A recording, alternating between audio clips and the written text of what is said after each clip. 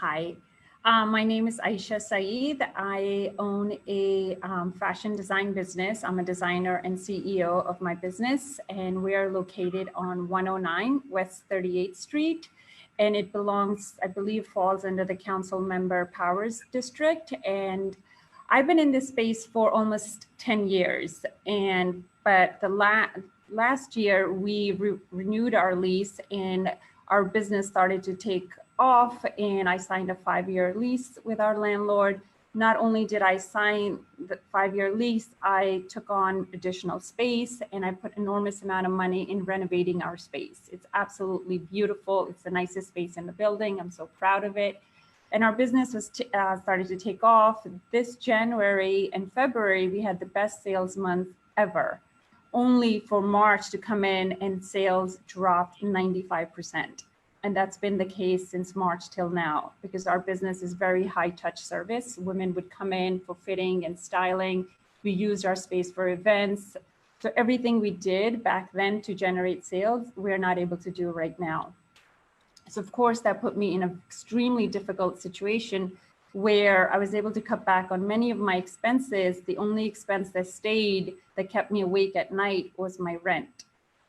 So much so that I shared with a client of mine my problem with the landlord, and he's demanding rent. And all he kept saying was, oh, just give me whatever you have and pay bi-weekly. I'm like, bi-weekly? What is he talking about? There is no money coming in. He can't seem to understand that there is no sales coming in, and how am I supposed to pay you?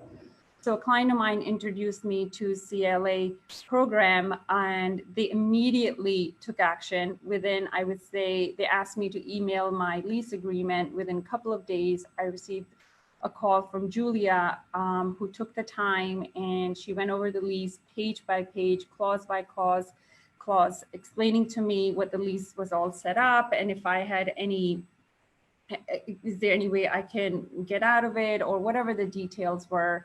And through that process, what I appreciated the most was that there was a human being that I was speaking to on the other end, and I'm not getting charged by them, and they genuinely have interest in helping me.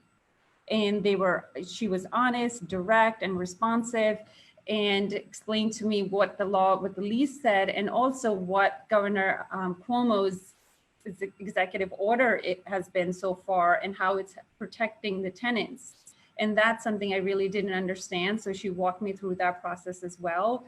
And I am so grateful for CLA to exist, to actually offer service like this to a small business like myself.